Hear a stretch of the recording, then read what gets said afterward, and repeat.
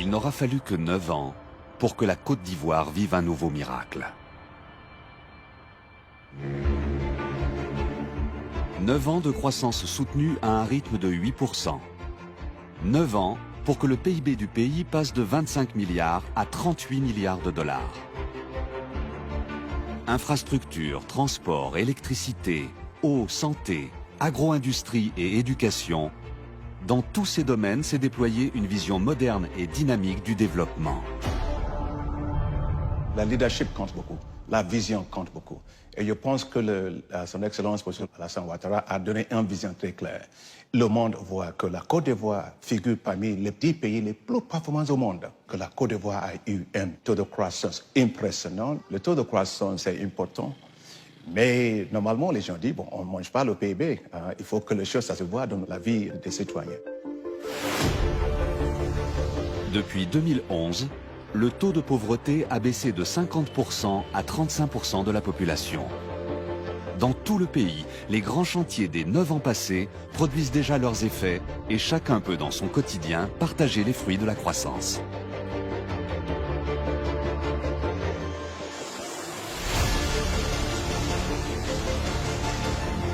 Abidjan, poumon économique du pays, brille au sommet de la sous-région. La cité administrative, les tours d'affaires, tout y a été rénové. Depuis 9 ans, sont revenus les entrepreneurs, décideurs, investisseurs nationaux comme internationaux. Le mythique Hôtel Ivoire retrouve une seconde jeunesse et la nation sa place sur le podium du tourisme d'affaires. Symbole de ce dynamisme, la Banque africaine de développement siège à nouveau en Côte d'Ivoire. Si vous voulez faire l'investissement, il faut venir dans un pays dans lequel le pays est bien géré au niveau macroéconomique, stabilité. Il faut venir dans un pays dans lequel les lois d'investissement vous permettent de faire l'investissement. La Côte d'Ivoire, c'est notre maison. Et depuis que nous sommes retournés ici, on a vu beaucoup de progrès. La Côte d'Ivoire est là et on compte toujours sur la stabilité de ce pays.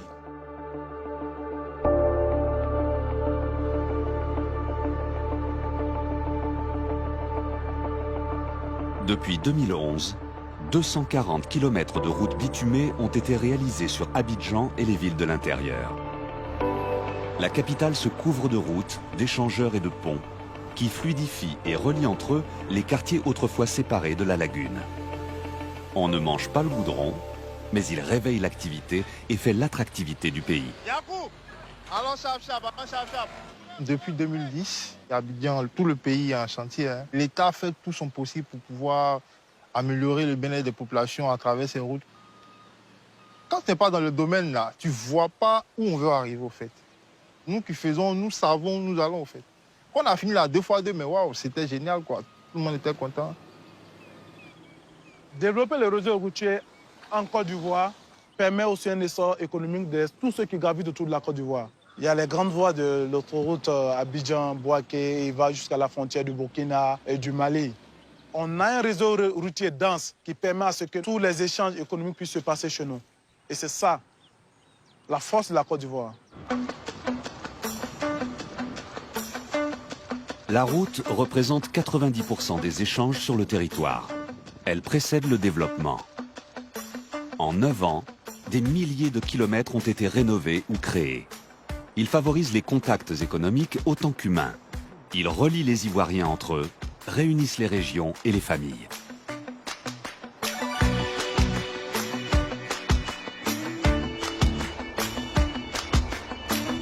L'aéroport d'Abidjan a été modernisé, agrandi. En 9 ans, son trafic a plus que triplé. Il accueille aujourd'hui 2 270 000 voyageurs et vise les 6 millions pour 2025. Fondé en 2012, Air Côte d'Ivoire représente le tiers de ses passagers. Air Côte d'Ivoire, c'est une société qui est en train de monter en puissance. Aujourd'hui, nous avons pu nous positionner au niveau sous-régional en tant que leader et c'est une compagnie à la longue qui va devenir une compagnie vraiment de référence en Afrique et également au niveau international.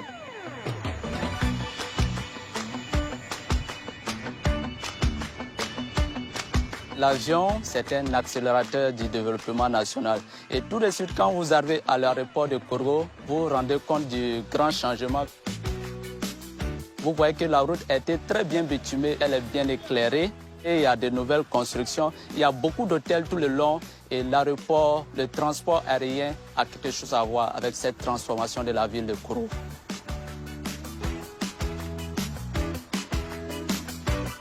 Toutes les régions sont entraînées par le boom des transports. Sur la façade maritime, le Grand Ouest bénéficie du dynamisme du port de San Pedro. Ici, nous sommes sur le terminal MSC qui peut accueillir des navires de 280 mètres de long. Le port de San Pedro a véritablement pris son envol. De 2010 jusqu'en 2020, il est passé de 1,2 million de tonnes à 5 millions de tonnes. Demain, dès l'instant où le terminal à conteneurs sera réalisé, le terminal industriel polyvalent sera réalisé, c'est 15 millions de tonnes. Et quand le grand terminal minéralier sera réalisé, c'est 50 voire 75 millions de tonnes. Toutes ces infrastructures réunies, c'est 50 000 emplois directs et indirects qui vont être créés. Le port de San Pedro suit la voie ouverte par le port autonome d'Abidjan. Ce dernier, avec 1125 milliards de francs investis depuis 2012, est devenu le premier port à conteneurs de l'Afrique de l'Ouest.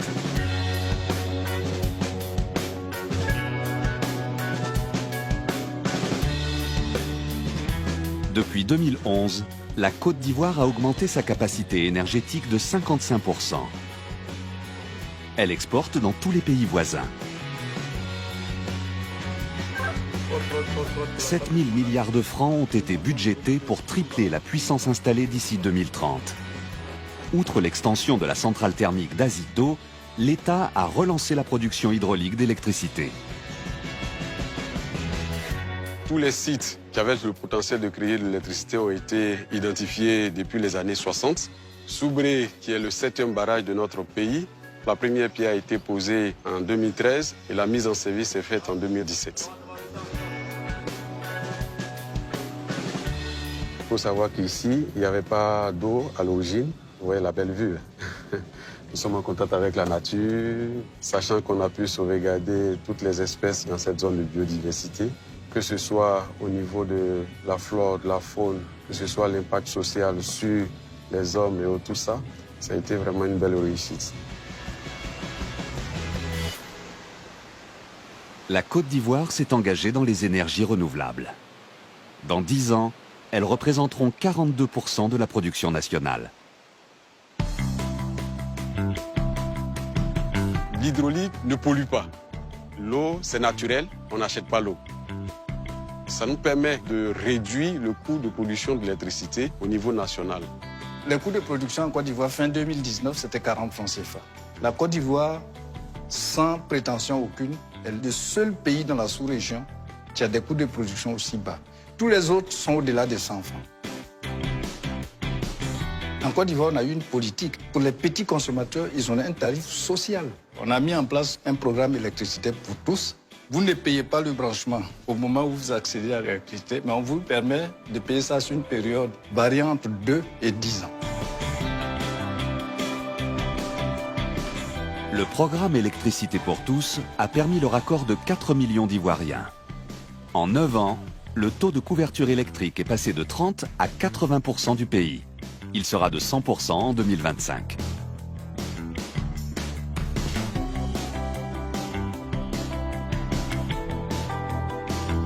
L'eau a été l'un des plus grands chantiers de ces 9 dernières années. En 2011, le taux de couverture des villes n'atteignait pas les 55%. Depuis, l'État a lancé d'immenses travaux pour résoudre ces déficits en eau potable.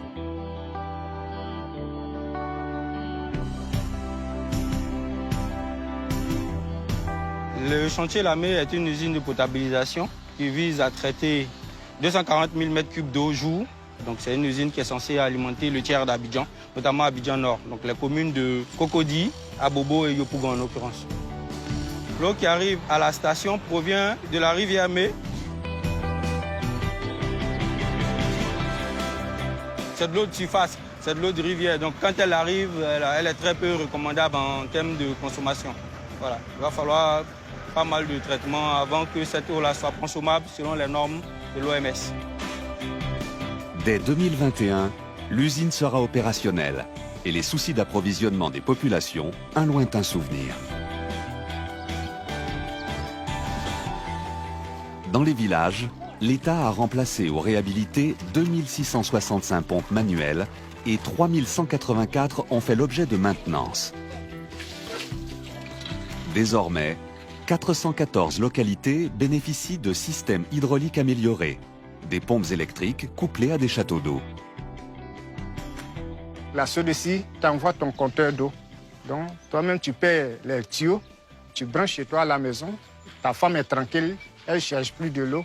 Les enfants sont bien nourris à la maison aussi. Ils boivent de l'eau propre. Quand c'est traité, il y a les microbes qui sont dedans, sont tous morts. L'eau potable est une pierre fondatrice du nouveau système de santé ivoirien.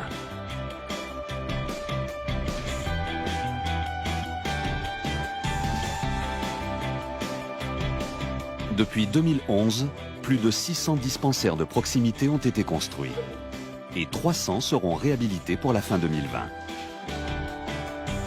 En 9 ans, de la base au sommet, toute la pyramide des soins a été modernisée. 3 hôpitaux généraux ont été créés et 22 CHR ont été rénovés.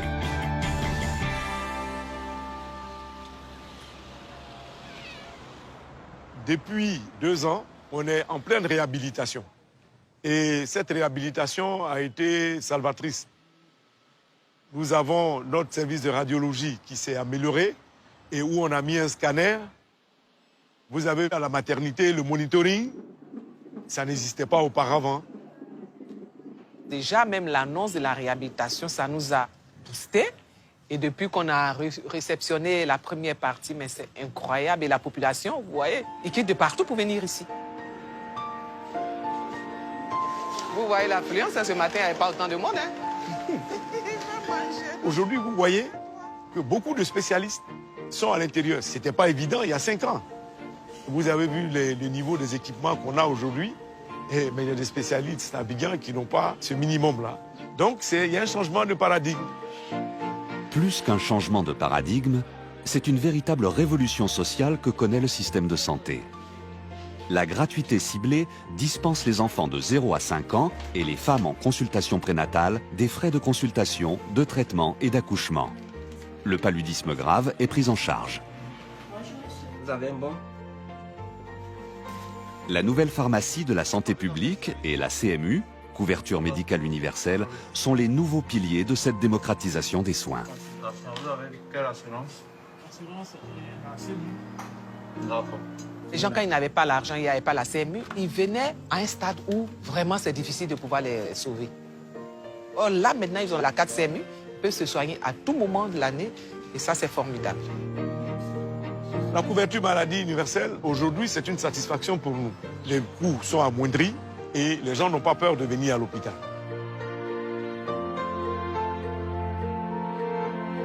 Créé en 2019, avec le soutien de la Première Dame, l'hôpital Mère-Enfant est un des fleurons du système de santé national. La philosophie de l'hôpital, c'est offrir la qualité et la sécurité des soins à toutes les couches sociales, y compris aux plus démunis. On sait que même quand des patients viennent en urgence, on va les prendre en charge. On ne va pas chercher à savoir s'ils sont assurés, s'ils ont déposé une caution. On lève l'urgence et après, on cherche à savoir ce qu'il en est financièrement. On prend en charge gracieusement 25% de personnes démunies.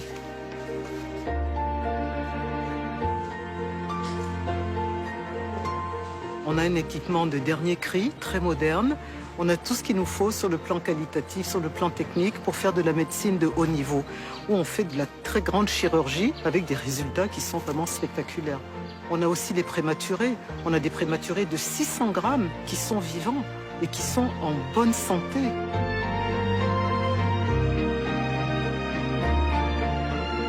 L'hôpital Mère-Enfant le CHU d'Angré ou encore le Centre d'oncologie médicale et de radiothérapie d'Abidjan constituent désormais un véritable hub sanitaire pour la sous-région.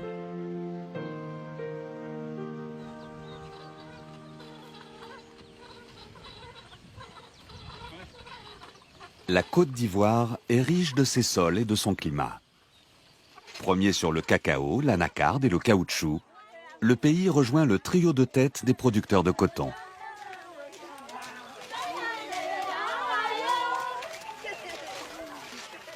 Le gouvernement encourage cette agro-industrie qui crée de l'emploi et fait monter les prix. Le coton permet aux producteurs d'avoir un revenu sûr. Il n'y a pas de spéculateurs autour, il n'y a pas d'intermédiaire. Et le paysan reçoit totalement la recette de sa vente. Souvent, le prix sur le marché international ne permet pas d'être assez satisfaisant pour le producteur. Mais quand le problème il se pose, que nous nous rapprochons de l'État de Côte d'Ivoire, l'État n'hésite pas à nous accompagner dans notre activité. Soutenue par l'État, la COIC, Compagnie ivoirienne de coton, a investi massivement dans un centre de recherche et développement et plusieurs sites de transformation. Désormais, la Côte d'Ivoire peut traiter le coton graine et exporte le produit fini. Le coton a changé vraiment la vie de nos producteurs. Si vous arrivez dans les villages aujourd'hui, la majorité des maisons que vous trouvez, les belles maisons, c'est de l'argent du coton que les paysans utilisent aujourd'hui pour se construire des maisons, pour envoyer les enfants à l'école. Vraiment, c'est la culture motrice du développement dans son ensemble.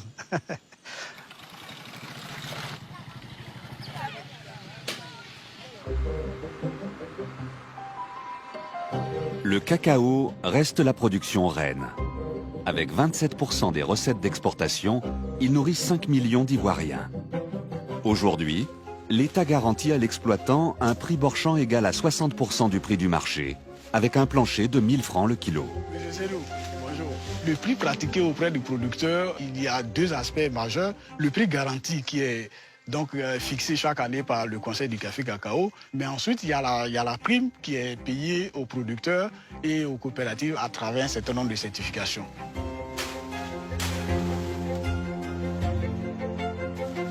La politique de certification combat le travail des enfants et lutte contre la déforestation. Contre ce fléau, l'État a lancé en 2020 un vaste plan de 700 milliards de francs. Il est en partie financé par le secteur privé. Premier axe d'action, mieux cultiver les terres déjà prises à la forêt. Nous sommes ici dans la parcelle réhabilitée dans laquelle nous avons appliqué les bonnes pratiques, notamment la taille et le greffage. Aujourd'hui, sur cette petite surface, l'estimation de production montre que nous sommes à 2 tonnes au moins par hectare, contre les 350 à 500 kilos dans l'ancienne parcelle de cacaoyer. L'agroforesterie est le deuxième axe d'action. Elle permet de reconstituer la forêt tout en protégeant les cacaoyers. Les plants qui sont produits sur cette pépinière sont les espèces qui sont compatibles avec le cacaoyer. Je vois là-bas, c'est des orangers, non? Certaines de ces espèces sont des fruitiers. Certaines de ces espèces peuvent être exploitées au niveau du bois et donc contribuer également à assurer un revenu complémentaire aux producteurs. Par l'agroforesterie, on pourra réconcilier la cacaoculture et la forêt.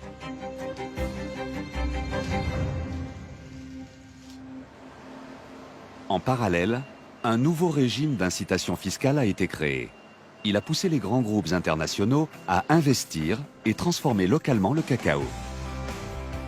Le chocolatier C'est Moi a fait davantage. Il a construit la première filière intégrée qui va de la fève à la tablette. En 9 ans, la société a investi plus de 35 milliards de francs dans une unité de broyage et dans sa chocolaterie ultramoderne de Yopougon. Je suis très heureuse de dire à mes compatriotes ivoiriens, voilà, ici c'est fait Made in Côte d'Ivoire, c'est la qualité de consommer. On n'a plus besoin de consommer ce qui vient forcément de France ou des États-Unis parce que nous-mêmes on en produit ici. Le chocolatier emploie 1000 salariés et son chiffre d'affaires dépasse les 130 milliards de francs. Avec la montée du pouvoir d'achat, une nouvelle classe moyenne est apparue. Ces consommateurs permettent l'émergence et le déploiement de l'industrie locale. Nous nous trouvons ici dans le premier centre commercial du pays. Il accueille la classe moyenne ivoirienne qui est de plus en plus nombreuse et qui a envie d'acheter des produits manufacturés. Nous avons une marque locale que nous avons créée il y a 3 ans pour satisfaire ce marché. Et au-delà de la Côte d'Ivoire, l'Afrique de l'Ouest et du centre. Donc c'est plus de 300 millions de consommateurs que nous pouvons viser. Et on a notre nouvelle poudre. Depuis 9 ans, le développement passe par une bonne gouvernance, le partage des fruits de la croissance et l'encouragement du secteur privé. Chaque année, plus de 15 000 sociétés sont créées en Côte d'Ivoire, dont 40% d'entre elles par des moins de 35 ans. Cookie Labs est une start-up qui s'attaque au swollen shoot. Le swollen shoot a été surnommé le sida du cacao et c'est une maladie qui, lorsqu'elle attaque une parcelle, l'agriculteur récolte la moitié de sa récolte prévue. Le drone sera plus efficace pour voir le swollen shoot sur les parcelles que l'œil humain et il pourra détecter des anomalies qui ne sont même pas encore visibles. Lorsque la cabosse n'est pas saine, elle devient ronde. Et donc, par simple survol de drone, il va géolocaliser les zones de la parcelle où ces imperfections-là se trouvent. C'est tous ces symptômes-là que nous avons modélisés et intégrés à une plateforme web qui nous permet, grâce à l'utilisation des capteurs multispectraux et de la technologie Big Data et de l'intelligence artificielle, de pouvoir détecter de manière précoce la présence de la maladie sur une parcelle et derrière de donner des préconisations à l'agriculteur pour se prémunir efficacement contre la maladie. La jeunesse ivoirienne, même la jeunesse africaine, a compris l'opportunité qu'offrait le numérique. La jeunesse ivoirienne est en très bonne voie pour prendre une place de choix dans l'économie numérique mondiale. On a des pépites dans ce pays qui peuvent transformer la face de la Côte d'Ivoire. À travers la Fondation Jeunesse Numérique, le gouvernement accompagne cette nouvelle génération. Le président Alassane Ouattara, chaque fois que je discute avec lui, il pense toujours aux jeunes, il pense toujours à l'avenir de son pays. La Côte d'Ivoire est un exemple. La Côte d'Ivoire donne l'espoir. Et dans l'espoir au niveau de la gestion de l'économie, ils font de l'espoir au niveau aussi de la résilience de la population ivoirienne. Mais il faut continuer cette œuvre, il faut continuer la stabilité, il faut continuer au niveau de la cohésion. Il faut donc faire monter le niveau de middle class, de moyenne classe, parce que c'est eux qui ont l'argent, les compétences, la sagesse, l'entrepreneuriat. Et pour ça, il faut investir dans les jeunes, investir dans les jeunes, investir dans les jeunes.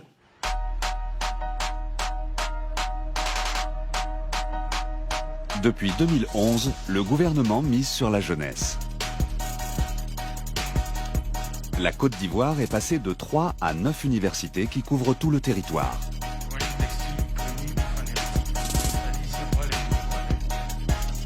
La loi a rendu l'école obligatoire de 6 à 16 ans.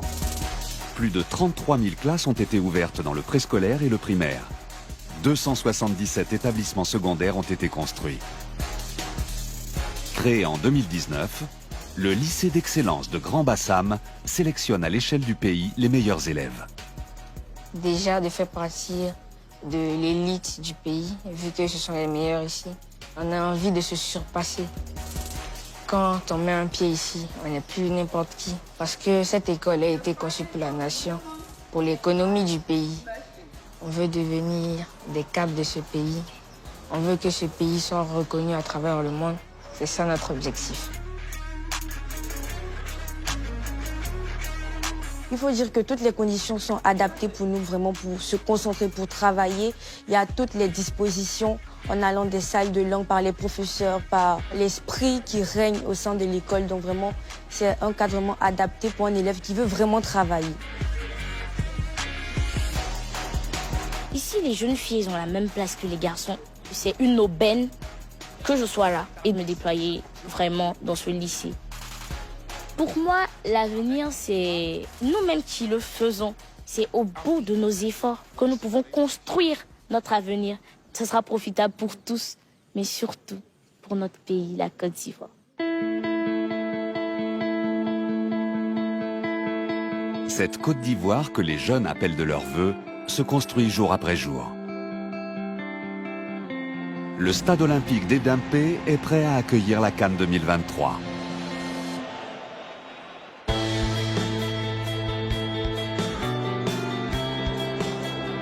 Sur 38 km, le métro d'Abidjan transportera quotidiennement 500 000 voyageurs d'Anyama à Port-Boué.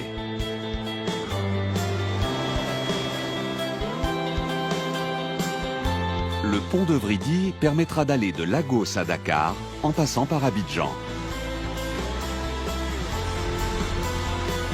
Le parc des expositions accueillera les grands événements. 2 nouveaux ponts relieront Yopougon, Cocody et le plateau.